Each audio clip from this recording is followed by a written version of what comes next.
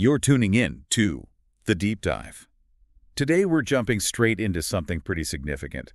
America in 2025. We're looking at what happens when, well, a very small group holds most of the wealth and things feel unstable for everyone else. Yeah.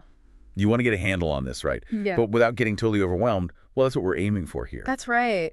We're digging into this dynamic between billionaires, the really influential ones, and this period of, well, economic turmoil. And we're using a specific source for this deep dive today. Yep, an article published literally today. It's called America in 2025, The Impact of Billionaires and Economic Turmoil. So our mission, our goal here is pretty clear. We want to pull out the key insights from this article. We need to understand how these connections, the ones between big money and political power, are actually shaping the economy, shaping society right now. Exactly. We'll break down the main mechanisms. So you walk away with a clearer picture of what's going on and, frankly, why it matters. Okay, let's get into it. The article talks about specific billionaires influencing policy. Who are we talking about? Yeah, the article names a few key figures, people in Donald Trump's orbit, let's say. Their wealth gives them quite a bit of sway in policy discussions. Okay, like who? First up is Stephen Schwarzman, co-founder of Blackstone Group, private equity, real estate. That's his world. Right. And what the article highlights is how his business interests seem to line up with the administration's policy direction. How does that? It points to financial deregulation, basically easing the rules. Okay. And that directly helps big private investment firms like his. Think of regulations as like safety rails, loosen them. And these firms have more freedom, maybe for higher returns, but also, higher risks. So it helps the already wealthy, potentially. That's the connection the article makes, yeah. It suggests the policy environment kind of tilted towards benefiting the wealthiest. Okay, so looser guardrails. Then there's Carl Icahn, activist investor. He's known for shaking things up, right? Oh, definitely. Not a passive guy. The article notes he was, directly involved in pushing for regulatory changes. In which areas? Especially energy and pharmaceuticals, which, raises questions. About whose interests are really being served. Exactly. Is it the public good? Or is it specific corporate goals? An activist investor, just so you know, tries to influence a company's direction for shareholder value. Right, which might not always align with, say, broader public benefit. Precisely. His involvement really shows how specific corporate interests can become actual policy. Okay, and the third name mentioned is Peter Thiel from the tech world. Innovation is his big thing. Yeah. But how does that fit with this economic disparity picture? Well, Thiel pushes for policies focused on innovation, which sounds good, right? Fostering growth. Sure. But the article points out this focus on, say, digital tech could actually make the wealth gap worse. Think about AI research. Important, yes. But the high-paying jobs, they tend to cluster in tech hubs. Leaving other workers behind. Manufacturing, service jobs. Potentially, yeah. If the benefits aren't spread widely, it can favor those highly skilled tech jobs over others, deepening the divide. So what we're seeing, according to the article, is a group whose business interests seem to match up pretty well with policy changes. That's the picture it paints. Okay, let's shift gears a bit. The article also talks about a stock market crash. What led to that? What were the drivers? It seems like a combination of things. First, that deregulation we just talked about. Yeah. It encouraged more risk-taking in the markets. Less oversight can lead to, instability, bubbles, like an overinflated balloon, Makes sense. Less oversight, more potential risk. What else? Trade issues, fluctuating dynamics, tariffs, trade disputes. They created a lot of uncertainty. How did that play out in the market? Well, tariffs mean higher costs for businesses. That can lead to inflation, people buying less. And these trade fights between big economies, they just made investors nervous, more cautious. So, higher costs, nervous consumers, jittery investors. Sounds like a chain reaction. It is. And then there's the psychological piece. Right, how people react. Exactly. The article talks about fear and herd mentality. People following the crowd. Yeah. People hate losing more than they like winning, psychologically speaking. So if they see others selling, the fear kicks in. They sell too, maybe regardless of the actual economic facts. And bad news can become a self-fulfilling prophecy. Definitely. Falling prices create more pessimism, which leads to more selling. it can spiral. And a crash like that hits everything, doesn't it? Yeah. Retirement accounts, savings. Oh, absolutely. And historically, big crashes often lead to calls for new rules, new regulations to try and stop it from happening again. Okay, let's turn to those tariff wars the article gets into. The idea was supposed to be about protecting American industries, right? That was the official reason, yes. Put tariffs on foreign goods, especially from China, hoping it boosts domestic production, saves American jobs. But it wasn't just a one-way street, was it? The article says it strained relationships with allies. Right, that's key. The global economy is all connected. When the U.S. put tariffs on, allies like Canada, Mexico, the EU, they hit back with tariffs on American goods. Ah, so it escalated. It did, became this cycle of retaliation. And it really messed up existing supply chains. So American companies needing imported parts suddenly faced higher costs. Exactly. And those costs often get passed on to you, the consumer. I remember hearing about steel and aluminum tariffs, making things like cars, even washing machines, more expensive. Precisely. That's a direct impact.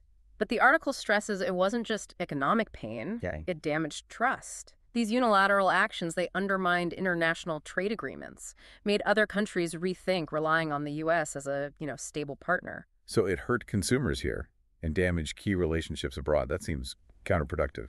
That's certainly one interpretation the article allows for. Okay, this leads us right into the consumer crisis the article describes in 2025. It sounds quite serious. It really does. You've got this combination: rising prices, falling stock market, hitting average Americans hard. How bad are the price rises? The article highlights inflation rates we haven't seen in, 4 decades. Food prices specifically mentioned as being up around 15% from the year before. 15% on food. Wow. That's huge for any household budget. It really is. And the article cites a figure, something like nearly 60% of Americans cutting back on food purchases. That statistic really brings it home, doesn't it? It shows the level of strain. And it's not just food, obviously. Housing costs are up, but wages. Wages haven't kept pace for many. So people are squeezed from both sides. Exactly. And the stock market decline, that erodes wealth, shakes confidence. The article mentions people turning to high-interest debt, credit cards, just to cover the basics. And things we think of as essential, like healthcare, education. The article says they're starting to feel like luxuries. For a growing number of people, yeah, that's the perception described.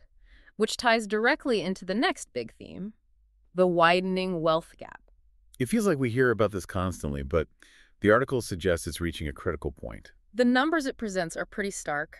The top 1% of households now holding over 30% of the country's wealth. Over 30% for the top 1%, and the other end. The bottom 50% are dealing with a shrinking piece of the pie. It's not just abstract numbers, though, is it? No, and the article uses examples like housing crises in cities, San Francisco, New York. Where wealth concentration pushes housing costs up. Right, and it displaces lower-income residents. Gentrification, basically, but maybe on steroids. And the consequence of that. Growing frustration, alienation. The article links this directly to an increase in protest, demands for change, social unrest. Okay, so if these trends continue, looking down the road, what are the potential long-term economic consequences?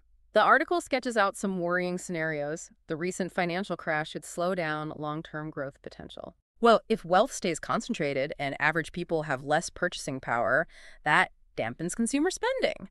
And consumer spending is a huge engine for the U.S. economy. So recovery could be slow, sluggish. That's a significant risk mentioned, yes. A protracted recovery. And what about technology? We mentioned innovation earlier. It offers promise, but also risks. Absolutely. Automation, for example. While it can boost productivity, it also threatens to displace workers, especially in certain sectors. Which could make inequality even worse. It could if we don't manage that transition carefully. And the article also brings in environmental sustainability. Why is that relevant here? It argues we have to build that into the economic framework. Ignoring climate change, resource depletion, that creates its own massive economic risks down the line, could lead to instability, fragmentation. It paints a pretty challenging picture. Yeah. But the article doesn't just leave it there, does it? It talks about potential solutions, ways to bridge this gap. Thankfully, yes. It does propose some ideas. One big one is comprehensive tax reform. Basically making the tax system more progressive, maybe higher taxes on the very wealthy, on corporations, while giving some relief to lower and middle income families. The idea is fair contribution. Okay, what else? The idea of a wealth tax comes up. Taxing not just income, but total net worth. Yeah, for the ultra-rich. Exactly. And the revenue generated could be specifically earmarked for social programs, affordable healthcare, education, job training, things like that. Investing in people, essentially. Right. And that investment in education is highlighted as really critical for future economic mobility. Any other approaches mentioned? Yeah, supporting different business models like cooperatives, local enterprises, trying to foster economic participation that's more, equitable, spread the benefits more widely. It sounds like there's no single magic bullet. Definitely not. The article really stresses the need for dialogue, collaboration between government, businesses, civil society. Everyone needs to be involved to rebuild confidence and make sure growth actually benefits most people. So as we wrap up this deep dive into America in 2025, based on today's article, what's the main takeaway? I think the core message is just how powerful these forces are. Billionaire influence, economic challenges. They will shape America's future profoundly. And it forces a hard look, What does this level of wealth concentration actually mean for democracy, for social equity, for basic economic stability? And it's not something we can just watch from the sidelines. Absolutely not. The article really emphasizes the need for active engagement from everyone. Through what? Voting? Advocacy? All of it. Civic participation, grassroots organizing, community efforts. Pushing for policies that aim for fairness, for economic justice. So stay informed, stay involved. That's the call to action, yeah. Prioritizing stability and justice. And the article leaves us with a final thought. It does. It suggests that building a more equitable America isn't just like a nice idea. It's an imperative, a necessity for our future. And it challenges you, the listener, to think about your own role in that. Right. How can you advocate for a future where everyone truly has a chance to prosper? Yeah. A powerful question to leave us with.